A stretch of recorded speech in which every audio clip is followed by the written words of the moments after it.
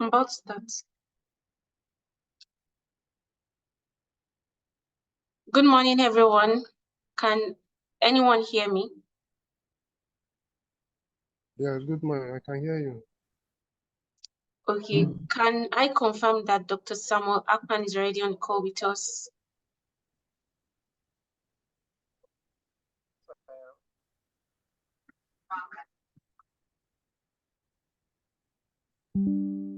Okay, so without wasting our time, I would like us to dive right into the discussion for today. So this is the COTOG lecture series, which is one of the main initiative of Livestock Management Service.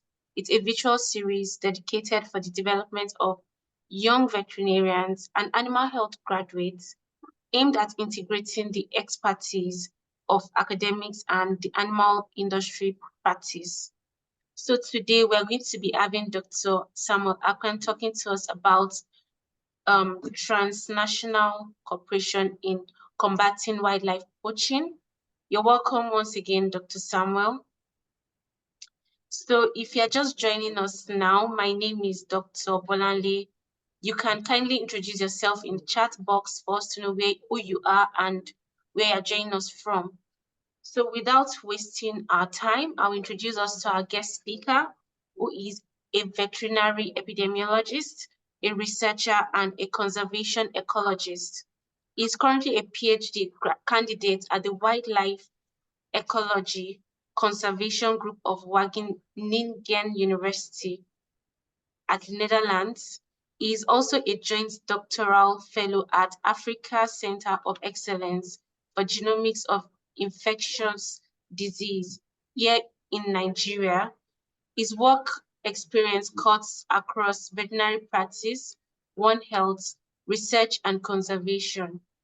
He is a 2021 alumnus of Sustainability Center of the prestigious Lagos Business School, Pan Atlantic University. His career is focused on solving global health and conservation issues arising at the human-wildlife interface. He is also a published author. He has attended and made scientific paper presentations at conferences both locally and internationally. I think one thing I really enjoy from him, like following on LinkedIn, is the way he's able to carry himself into the conference center and educate people about wildlife. And that really drew me to him. And I really wanted to learn about wildlife from the veterinary point of view and also the One Health point of view. You're welcome, Dr. Samuel. I won't be doing this thing alone. I have Dr. Ezenwa Konobi, who is going to be handling the participatory discussion for question and answers. And to wrap this session up, vote of thanks by Dr. Bala Mohammed. You're once again welcome to today's session, everyone. Over to you, Dr. Samuel. Thank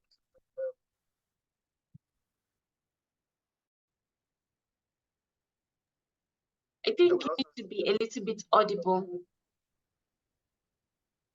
Yeah. Can you hear me? You can now share your screen.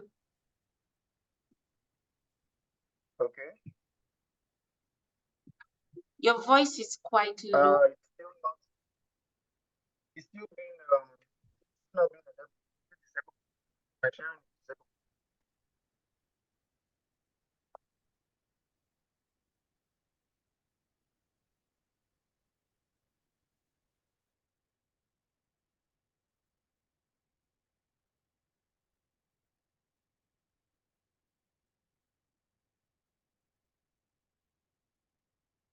Please, can you enable my sharing?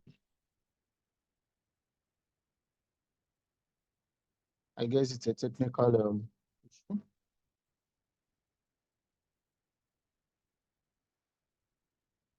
Okay, you can now share your screen. Okay.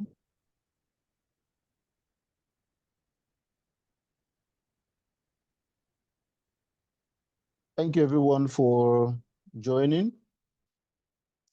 I'd like to begin by saying that the COTOG series is setting me up with my bosses because Dr. Bala Mohammed and Dr. Eze Nwakanobi are two important people that I revere. Thank you so much for the opportunity by Livestock Management Services. I'm grateful.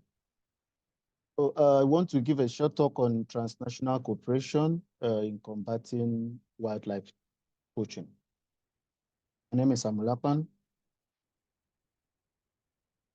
So I will be giving a brief introduction. We'll delve into some global statistics.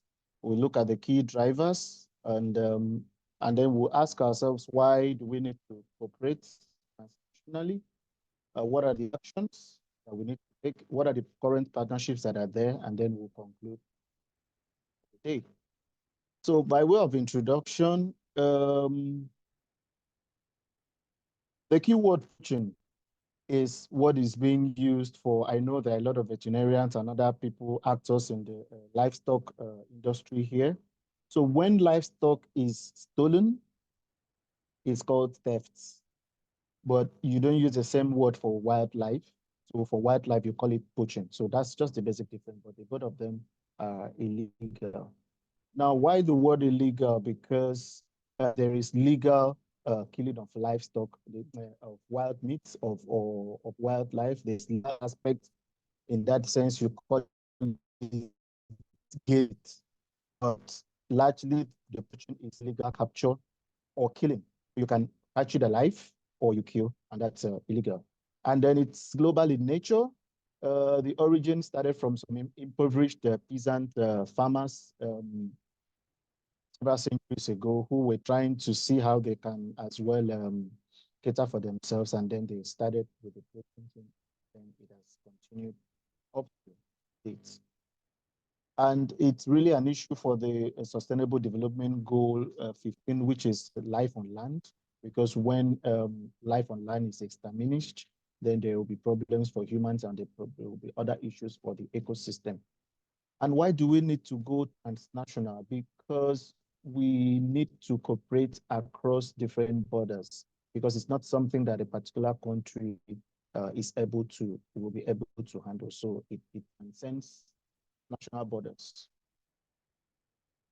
So let's look at a few statistics. At least 60% of wildlife has declined in the last 40 years. This was a study by World Wildlife Fund in 2015. And it was also found that of all the causes of wildlife decline globally, it is exploitation, which is wildlife poaching in terms of hunting and fishing, that has caused the highest damage wildlife at 38%. It was seconded by habitat degradation, but the highest has been wildlife poaching. So, and then I also tried to look at the key drivers, what is actually driving this wildlife poaching. And then we find that I tried to rank it by order.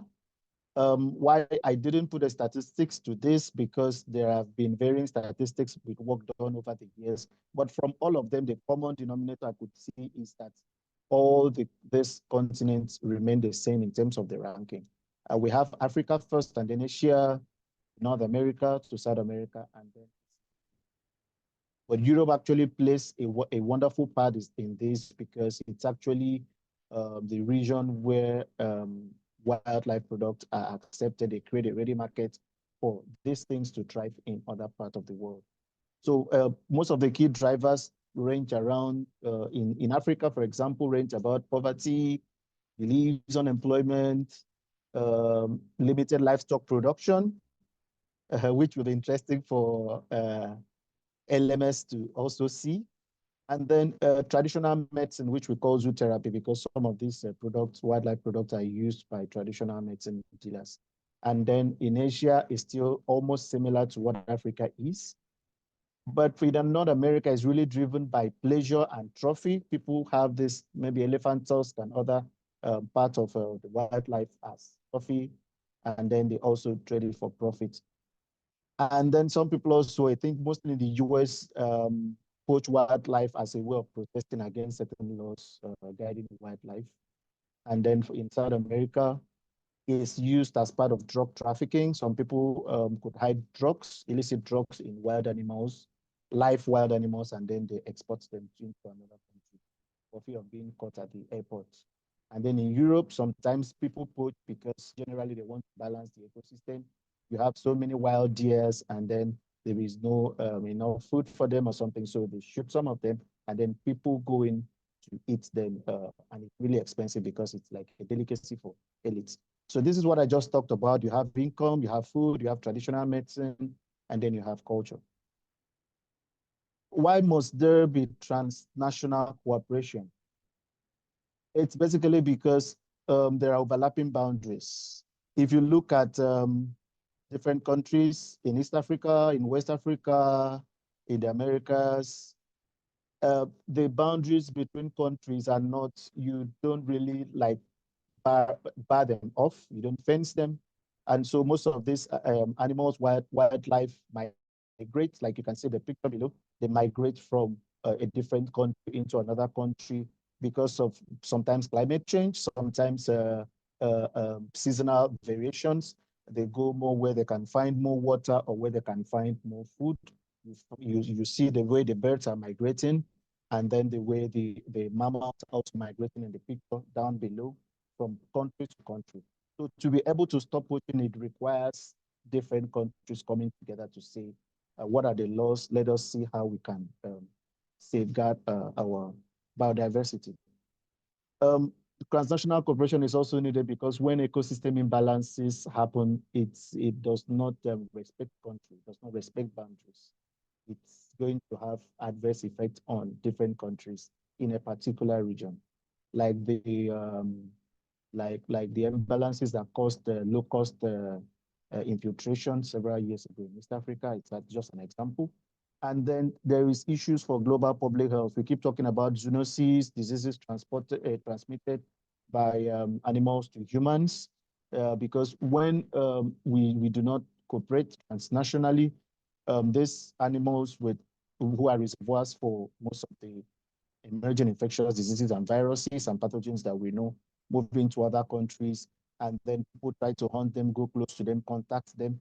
At that interface between humans and animals, you have a lot of diseases and spillovers that could happen. And when this happens, it's actually a loss for different countries because a lot of money is being spent when you have these spillover cases, when you have these disease outbreaks. A lot of countries, money that they would have used for other developmental processes and infrastructure for different countries are being used for infectious disease control, prevention, and response efforts. And then last but not the least, you have these transboundary animal diseases, list, which we call important diseases in the OIE list E, like anthrax, that these are diseases that know no boundaries, and then they cause a lot of economic issues for the countries because there will be a lot of losses for livestock. And so some of these transboundary animal diseases actually originate from wildlife to humans because as they move, they also they also transmit diseases. And as people hunt them, they also bring these diseases closer to their livestock. Now, a shocker. It's been discovered that over 100 wildlife rangers get killed by poachers every year. This is one of the reasons why transnational cooperation is needed, because a lot of poachers are stubborn.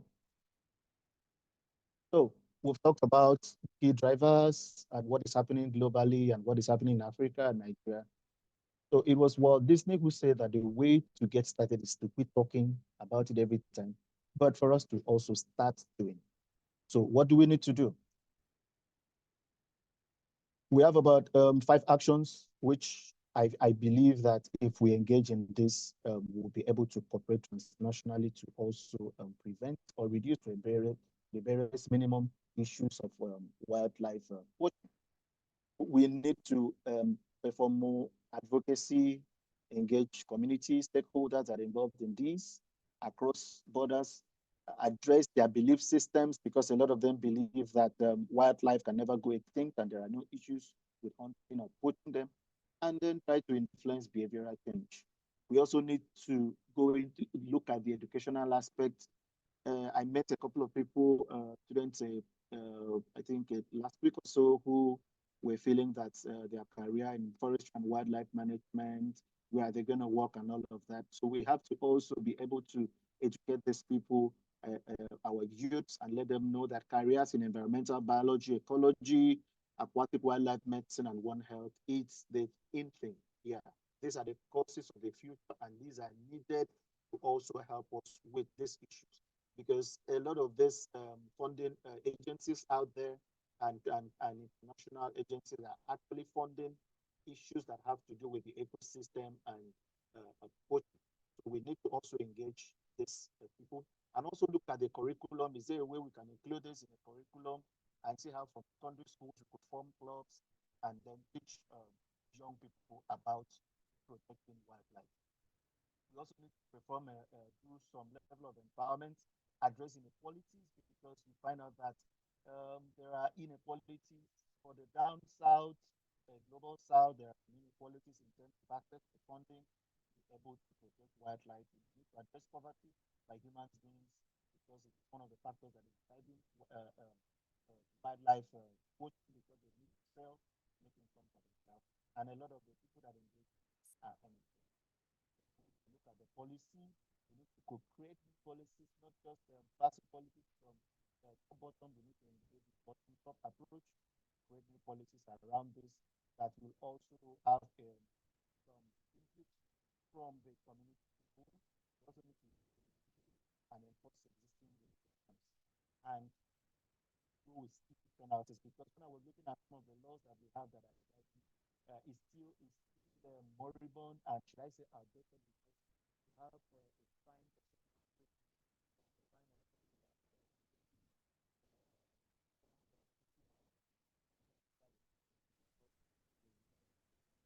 Dr. Akpan, your voice is completely dwindled. Is there a way you can correct it from that end? Yeah. In the last few, yeah, if you can. Yeah, maybe try it again. Let's see. It's still down. I don't know if it is only at this end. No, even here, I'm not hearing him again. Yeah. So please, can you? Confirmation that is better now? It's better now, much better now. Thank you. Great. Yeah, so let me go back to education. Yeah, so I was talking about the fact that we need to also engage to teach the young people and also encourage them that studying forestry and wildlife management, environmental biology is also very important to be able to safeguard our environment. And then that courses in ecology, wildlife medicine, and One Health is also very relevant. And then we need to also look at the curriculum to see how we can start teaching these things early enough, so that everybody doesn't just come up and keep looking at medicine and surgery or engineering and another aspect, when there are gold mines, when there are things that could actually help in this aspect. And then we also have to address inequalities by empowering the people, the women, the youths, and then these populations who are mostly unemployed, because poverty is one of the reasons that is driving wildlife poaching. There are inequalities, like I said, between the Western world and the global South, because there's inequalities in access to funding to be able to also protect wildlife in our regions. And then we need to look at policies. How can we create policies, not just passing laws or policies or code of conduct from the top down to the communities, to the people, but also by co-creating, going to them and seeing how we can engage them and receiving their input to be able to know what are sustainable solutions. That's like a bottom-top approach now. And then we also need to review and enforce existing regulations with stiff penalties. The last time I looked at penalties for people, for defaulters of wildlife poaching, it was about 150 naira, ranging within that. And then these are laws that were enacted several years ago, and it's not in sync with current realities. So these are one of the reasons why people would still poach, because they know that they may never really get punished. And then we also have to look at partnerships, which go international, intercontinental, regional, and intersectoral. So these are examples of the some of the partnerships that I am referring to. You have the CITES. The CITES is the Convention on International Trade in Endangered Species. This was a convention. Is an agreement between countries to ensure that while they trade on internationally on wildlife, that trade does not hamper the species that is being traded. It does not lead to their extinction. Then you have in the European Union, you have the Wildlife Conservation Society, which is partnering different countries to make sure that they end wildlife crimes. There's this document called the Strategy on Combating Illegal Exploitation and Trade in Wildlife by the African Union also, which is also something that was signed in. And we, as at the time of this report, we do not know how effective this has been. But now we have these regional people in the regional, like the Horn of Africa, where you have in East Africa, where you have the HAWEN, Horn of Africa Wildlife Enforcement Network. And then we have Action for Chimpanzees in West Africa. These are all examples. Here you can see the Transnational Alliance against poaching and illegal wildlife trade. These are some of the current transnational corporations that we are talking about, because this cannot be done in silos at individual country level. So going further, if I would have your permission, I would like to share a recent happening, which is also something that we are happy about. So let me quickly share again, and then I go to this. Signed a historic partnership with India and Cameroon on Fridays. Sorry, I'd like to confirm that this is audible.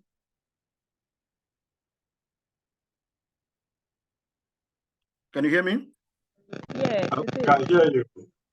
Okay, okay. So the video is audible, so I can play it. Play it, let's see. Okay. Nigeria and Cameroon on Friday. It's audible. It's audible. Protect wildlife. So let me start again. Habitats and tackle illegal wildlife trade. Nigeria and Cameroon on Friday signed a historic partnership designed to protect wildlife, preserve critical habitats, and tackle illegal wildlife trade across their borders. Nigeria's environment minister, his Cameroonian counterpart, and other dignitaries were present at a signing ceremony for the pact, which provides legal support for the joint protection of endangered species, including gorillas and chimpanzees, and shared natural habitats.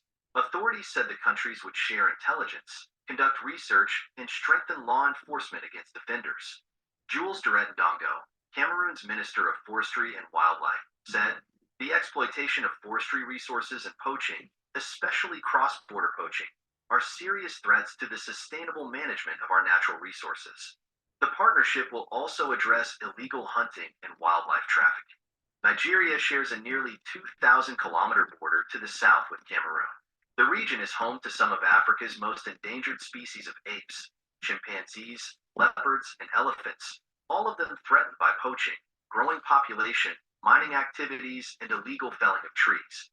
Balarbia Baslawal, Nigeria's environment minister, said that apart from the global phenomenon of climate change and environmental challenges, social factors include overpopulation, poverty, food insecurity have continued to amass these resources on the brink of extinction.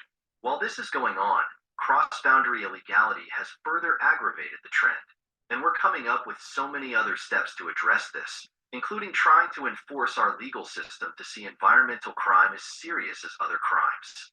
So we need the cooperation of the two countries to achieve this. Nigeria is the epicenter of wildlife smuggling in Africa. Pangolin scales and elephant ivory are the most trafficked items. In February, Nigerian authorities intercepted 200 kilograms of elephant tusks in a southern border town near Cameroon. Lack of awareness and prosecution of offenders are the reasons the trend has continued. Apart from the joint partnership, Nigerian lawmakers are also considering a new bill that would protect endangered species and punish wildlife poachers and traffickers. A public hearing for the bill is expected in May.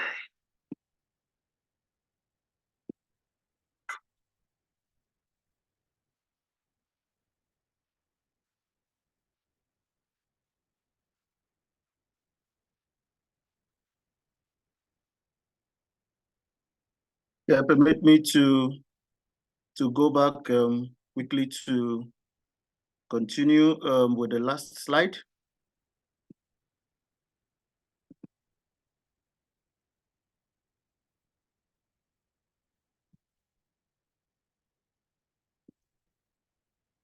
Yeah. So that's like a synopsis of what I was actually been talking about. That is a recent cooperation between Nigeria and Cameroon to protect and prevent illegal wildlife poaching. In conclusion, poaching actually destroys biodiversity and is driven mainly by different diverse factors, which is mainly poverty and issues of unemployment, and the fact that many countries globally still do not punish poachers openly, and the penalties are not stiff enough. And we also like to know that United Nations Office on Drugs and Crime Module 2 talks about most of these laws, wildlife crime laws, and that this requires strategic intersectoral and transnational solutions. Bonus fact for most of the young people like me that are here, that there are very vast career opportunities in wildlife. You can see from this photo now, you can see veterinarians involved in wildlife protection. You can see marine biologists. This was the leatherback sea turtle, which was seen on the shores of the Atlantic in Lagos a few years back. That was being conserved and then sent back into the sea. And then you can also have people going into bird watching, photography, and a lot of all these things. All of this would help us to better end poaching of wildlife. So lastly, I would like to thank the International Alliance Against Health Risk in Wildlife Trade. I'd like to thank the Africa Center of Excellence for Genomics of Infectious Disease, which is my home institution, Wageningen University, IORI, and GIZ. Some of this work we are doing, we've been able to do it because they have come up to say, okay, we want to sponsor this and we want you to do this. Thank you so much, everyone.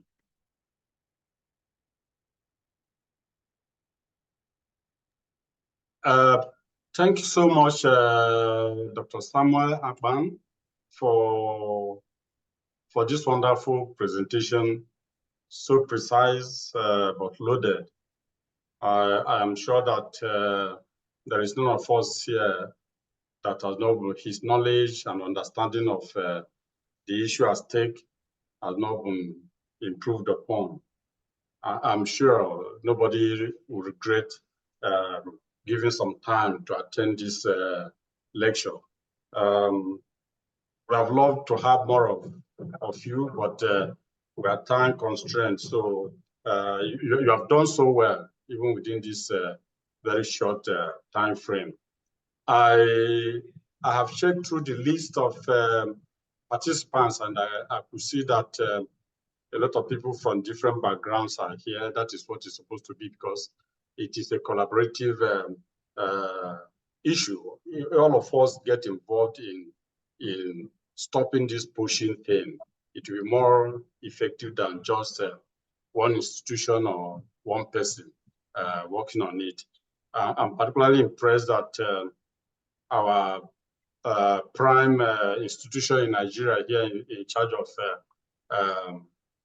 veterinary services is here, and that is the Federal Department of Veterinary Services, the Office of the Chief Veterinary Officer of Nigeria.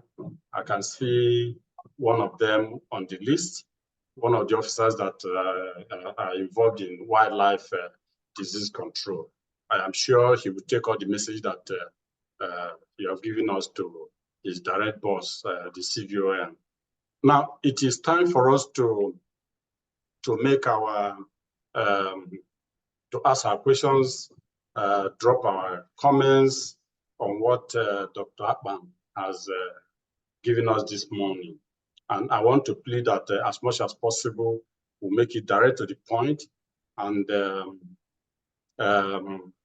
direct to the point, so that, and as they do so, Dr. Akpan, you take note and you address the concerns after. You can also drop your concerns or your questions on the in the chat box. I'm sure Dr. Akpan is there to pick those questions or comments and can address them from there. I'll work with him to get that one organized. By the way, I'm here. I'm just taking over briefly from Bolanle, who was anchoring this program. She just stepped out on an emergency, but she will soon join us. So I'm taking her place. And my name is still Ezam Akonodi. Thank you. So have you got, just indicate your interest to ask questions or to make comments by raise of your hand. Thank you.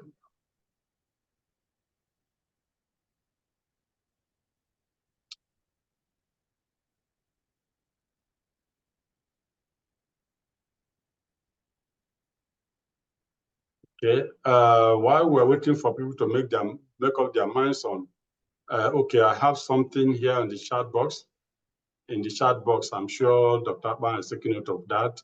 Emmanuel Sambo is asking, do we have an existing law on wildlife conservation in Nigeria? If yes, what is the level of implementation? I'm sure, Dr. Akpan, you've seen that. Yeah. Yeah. And I just want to say that as Dr. Akpan was speaking, he reminded me of what was when I was a small boy in the village, a very small village, local village, then no light, no road, small village in Delta State, present-day Delta State called Odesha, Ndokwa East local government. I remember then that we had, wildlife was huge in that community, and we had different types of wildlife, and we were taught the names of those animals, different animals where they reside in the part of the forest that they reside, how deep you have to go to see this species of the animals or that. And but over the years, they started depreciating to the extent that now, you struggle to see some of them. Then elephants were very common in my area. I doubt if in the last 15 years anybody has spoken of seeing any elephant in my place, in our forest. So it is affecting not just the ecosystem, but even the life of the people. Those that were born like 20 years ago in my place, they can't tell the story of what we used to have. It is a problem. So that is even a traditional and cultural depletion, not just ecosystem disturbance. And it is something that all of us have to fight to restore. I have a question, Dr. Akpan. A question like a comment, just to be better informed. While you were in your presentation, one of the slides, you spoke of the animals that are poached and how they are poached. I can't remember the slide exactly. And one of those, one of the pictures that you showed there is the massive a picture showing a massive population of wild birds flying in. And it reminded me of what we had during the avian influenza, at the peak of the avian influenza project here in Nigeria. The role of wild birds that come from Europe during winter there and come to Africa, yeah, that is it. And now, my question is, when these birds come, should we allow them to stay? Or should we poach them for the purpose of disease control? If we allow them to stay, they bring diseases. They are sources of transmission and spread of diseases like highly pathogenic avian influenza. If we decide to destroy them, that is poaching. So how do we balance this? Keeping them and bringing about disease, infection of transmission to our flock, pushing them, killing them, and going against the spirit of stopping poaching of wildlife. I don't know how we can balance it. Thank you. Okay, can I take on both questions now? Yes, you can. Yeah, so the first question asked by the first participant, he was asking about what is the laws and the level of implementation. Yes, I would say the laws exist. There was recently one last year that was being pushed by the House of Representatives Committee on Environment. It was called Endangered Species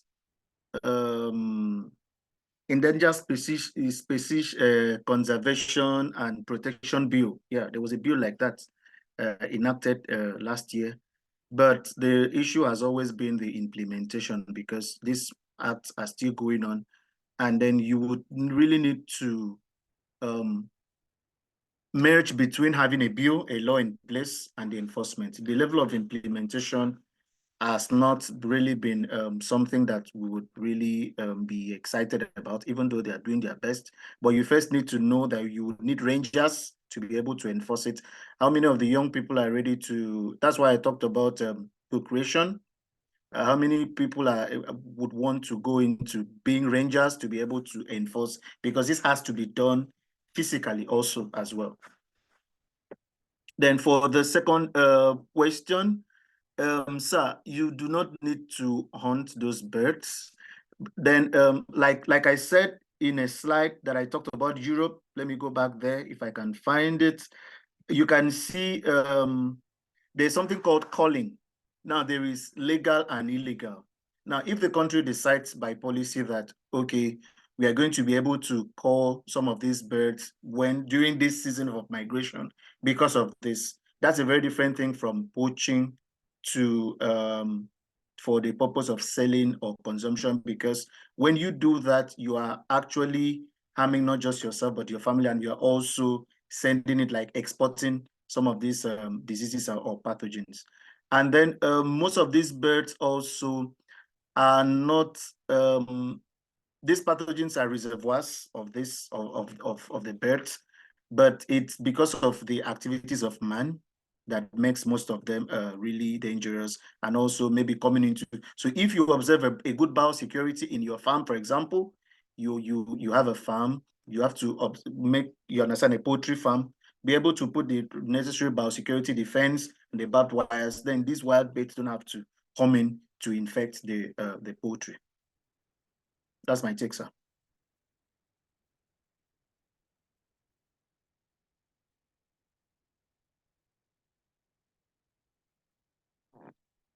Hello, sir, are you still there? You are muted. Yeah, there is an interesting comment here in the chat box from Mary Adebayo. Actually, I'm proud and worried about this menace in our nation. Can we truly do away with this problem with the poor level of enforcement of our laws? Is it not the people who made the laws that give the pushers information on how to go about it without being caught? Who and what method will help our system in this nation? I don't know whether. Excellent question. Yeah, me too. I connected with that very easily. Yeah, this is really excellent. So it goes back to what I said here about advocacy. Now, if you are going to use laws, then you really have to enforce them. But for now, because of how some of our implementation issues we have with implementation, it will have to do with advocacy and empowerment. Why would someone need to shoot an elephant He has a lot of work to go into the bush to be able to do that. Sleepless nights. Most of these people poach at night. Yes, they go into conservation areas to poach. Is because of the poverty. So if we are able to address inequalities, if we're able to address the issue of unemployment, and then try to influence behavioral change through outreach to these communities, what can we do for you? We have to co-create, like I said, in those policies. So you don't have to pass the law from top bottom to them. You have to go to them and co-create most of these areas, co-create and ask them, like for the areas around the Yankari Game Reserve. I've started doing that now. And then a lot of the community members are now involved in protecting wildlife, and they get paid as rangers. So if the people that were stealing, for example, are being involved in the process, that means they also see it as their thing. You also have these areas in Okomu forest in Edo State, Omo forest in Ogun, and most of this area. So it has to be with the local people. You cannot ignore them, and then you feel that you will be able to end wildlife poaching. Over.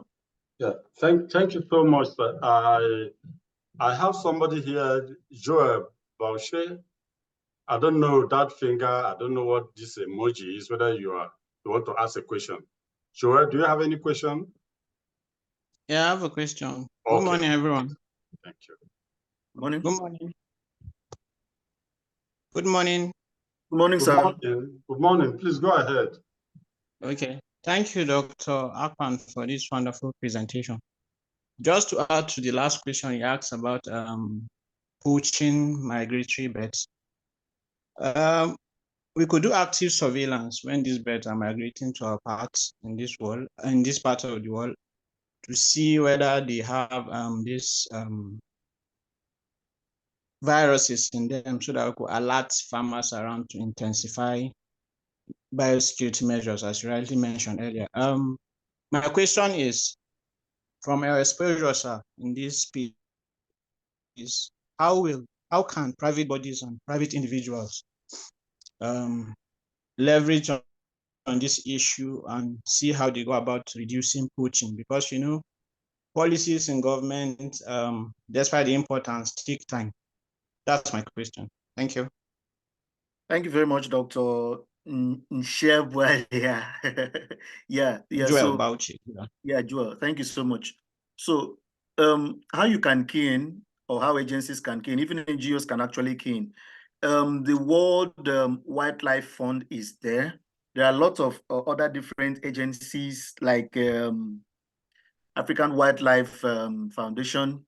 There are a lot of these agencies out there that actually work in the area of life on land, that's SDG 15. And they are willing to give support. So it's just that sometimes we are not able to find some of these opportunities or to also look for them. So if you're actually serious with this, you can actually contact some of these people and then come up with a preliminary, like what you just said about probably surveillance and those kind of things, and then be able to apply, ask for funding for this to be done. I also think that the wildlife unit of the veterinary services could also be interested in all these areas as well. But it's like we say, it's a transnational thing or intersectoral. So it's not something that you can go in alone, but NGOs can plug into this. Companies, organizations, and individuals can also plug into this. But you would have to be able to get that funding for you to be able to do this, because it will really help. So looking into United Nations, maybe area aspect of livelihoods, it will really help. Looking at a World Food Program will actually help, because letting them know that these are vulnerable people, communities, that is because they don't have food. That is why they are turning to wildlife as their source of meat and nutrition, is also an aspect that we really need to.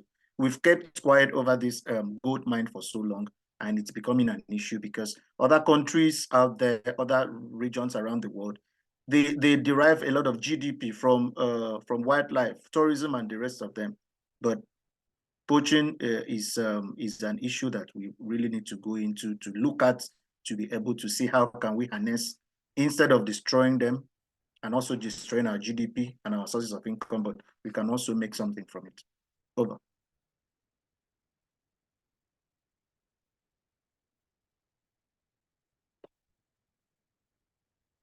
Dr. Nwakonobi, you are muted. Don't mind this old man. There's a question here from Dr. Victor. We'll take that and then we'll round up with an intervention by Dr. Bala and then close the meeting. Please, what are the social, and that is from Victor Ayo Asi.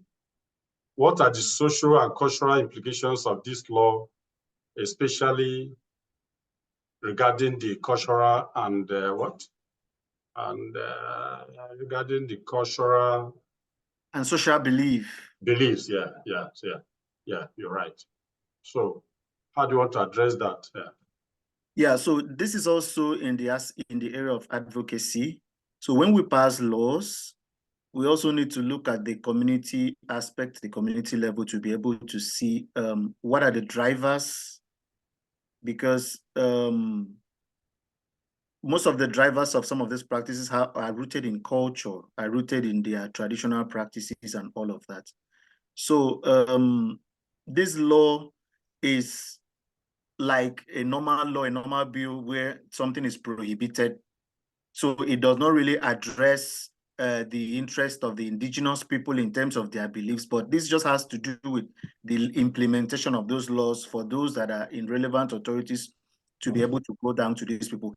I believed that the bill could have been a co-creation together with them to also have their input into for the bill, for the law to be, so some of these laws to be enacted. But as it is, it tells them, do not do this, do not go this level of nautical miles, into the sea. This is how to do responsible fishing.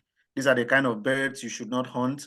And these are the reserved areas. That's what most of these laws are concentrated about. And do not hunt around this. Recently, a wildlife reserve person just told me that they are also trying to see how they can talk to the people in terms of the social and cultural aspect, to ask them if it's possible for them to hunt more during the dry season and leave the rainy season for some of these animals to be able to breed, since it's their breeding season. Leave them to breed. Most of them produce up to 15 or 12, 10 offsprings. So leave them to breed and then hunt in the dry season is also a part of co-creation to see how, but for now the laws are really binding on the community, and it's not really bringing the desired effect it's supposed to bring because the co-creation was not done. Over. Okay. Thank you so much, Dr. Akpan, and thank you so much for everybody that is here. We are getting to the end of this lecture. Dr. Bala just stepped out. Let me take my own part before you, because I will save time. I want to ask, does it make any impression on any of us here, or all of us here, that that slide that or the various parts of the world, the various continents of the world, that Africa is highest on the issue of poaching? Europe is the least.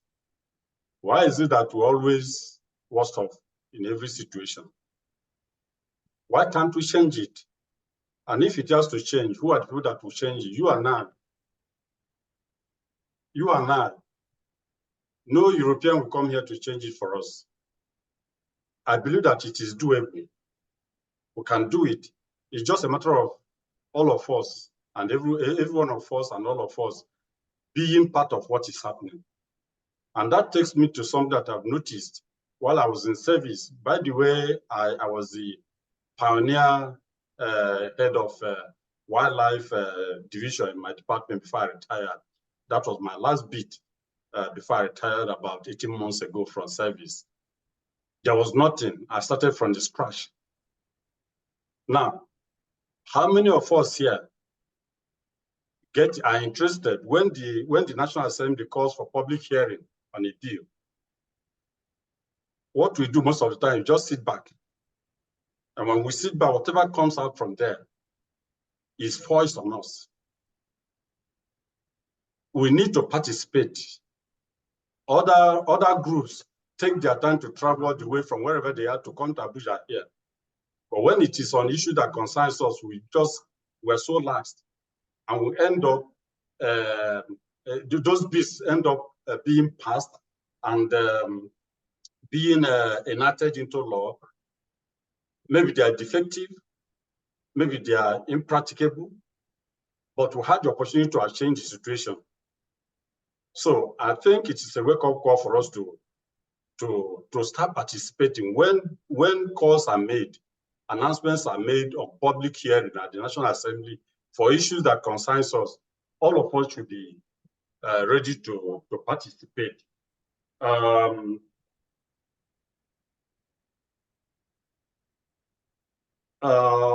Sorry, I think Dr. Bala is here. Let him come and Dr. Bala, please. Dr. Samuel Akpan, thank you so very much for your interventions this morning. When you talk about cooperation in combating wildlife poaching, I think you did justice to it, and you actually unearthed a lot of opportunity for almost all of us. Like my boss just mentioned, you know, these are areas where opportunities abound. When you talk about wildlife, as a small animal surgeon in the last 30 years, even this morning, we've had something to do with wildlife this morning at the clinic. And I always tell people struggling we need not to struggle with resources when it comes to animal health value chain. And it is exactly what you have actually, in a way, informed of. Take, for example, one major disease that affects everyone, if you like place it, say, in One Health fashion, it's rabies. Yeah. We're doing a lot in terms of control of rabies.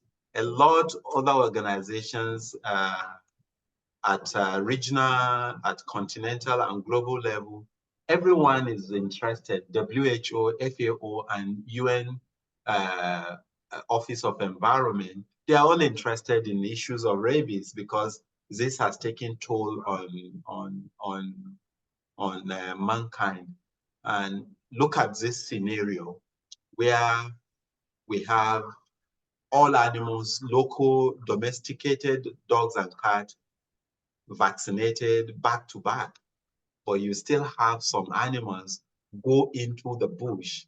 We call them hunter dogs that can easily get bitten or get into a fight with the wildlife, who are reservoirs of rabies virus. And then they come back to the community where they will now spread it either directly to humans or getting into fight and then spreading it to dogs. Now, if we articulate a position in terms of killing rabies and you present it to state and or national or even global or any one of these authorities, I think you can build a very great practice from there using wildlife, issues of combating wildlife poaching in a way. So I'd like to thank you most sincerely. And coincidentally, we are going to be having great presentation from the Akpans, because the next presentation, which has something to do with how you win grants, is coming from another Dr. David Akpan, who is a consultant to DFID, and he will be sharing with vets in the next episode on how you can get good grants here. Let me call on our father, our director and mentor, Dr. Ezenwa Nwakonobi, to do the closing. Thank you so very much for all participants. Thank you, Dr. Akpan, for sharing this very good thought with us. Thank you, sir. Thank you so much. Someone is asking if the slides can be shared. Okay, we will want to request. If you say yes, we will. But if you want to edit anything, once you do that, you can let us have it and we will share it. Okay. Thank you, sir. Thank you. My pleasure. Wow. Just to re-emphasize on what Dr. Bala just said earlier, the next presentation is going to be by another bank, and it is going to be on grant application. We have discovered over time that we're great veterinarians and great researchers, but we are not matching other people from other climes on the issue of receiving and getting grants. And so funding for research, funding for projects has not been as good for us here as they are in other climes. So it is not English language. You can be very fluent in English language, but we are not able to meet the specifications for grant application. So we want to do that in our next lecture, and we urge everybody that is here to make our time to attend that, and even help us spread the message, you know, to other people, especially those in the universities and the research institutions, to come and let all of us share our knowledge on that, for us to be more proficient in applying for grants. There are grants all over the place, but we're not able to access this grant, not because we don't have the capacity to deliver on those grants, but because we are not able to apply, to use the rules, to apply the rules in grant application. Dr. Akpan, please, I want to make a request. I know this is impromptu. I know you are very, very capable. Can you give us one take-home message on this presentation? Just one take-home message for all of us. Yeah, so wildlife poaching is something that brings a lot of destruction to a lot of us in terms of one, health, but then we can harness the vast opportunities in wildlife for our benefits in terms of career opportunities in protecting them and in terms of also preserving them so that our environment and health, both as humans and animals, can be preserved. That would be my take. Thank you so much, Dr. Akpan. Can you take down the sharing of the presentation so that everybody will be? And we want everybody to open your camera so that we can take a picture, a photo shot of everybody for our own record. Can you do that, please? Let everybody do that. Yeah, in the chat room, someone is asking for the emails to be taken note so that invite for the next session on grant application can be shared. So what we usually do is we have various and different platforms, veterinary, agric, and others that we share the messages in those platforms. If the person that is requesting for that is not in any of those platforms, I don't know how you got invited into this. You should just indicate so that we send him a personal message. But we also look at the email addresses, you know, if it is possible. Yeah, we'll do it, yeah. Yeah. So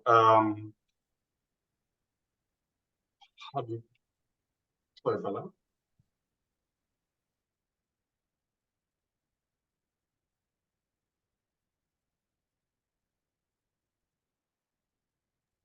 Just hold on, let me take the pictures. How do you remove this? Try to remove the view. Is this speaking? Please, can you put on your camera so they can take a quick picture?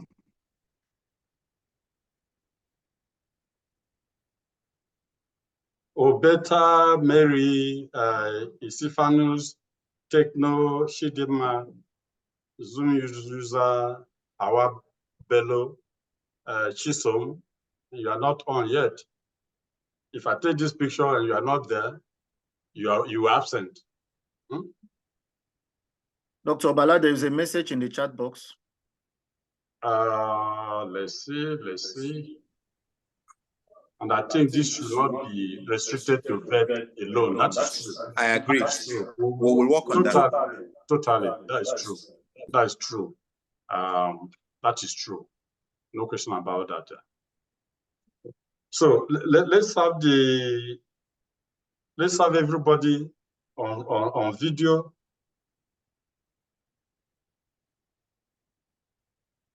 Okay, so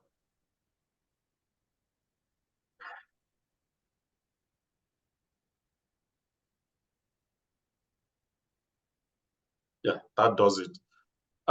So thank you once again for your time, and we'll get back to you when the lecture on the grant application is coming up. You keep on. Yeah. So those that need to send their personal their email addresses for future contacts. There is a WhatsApp number from Dr. Bala on the screen, 080-330-70278. Just take that so that we can reach him. Thank you, everybody. Thank you, Dr. Samuel. Thank you too. It's a pleasure. A wonderful day.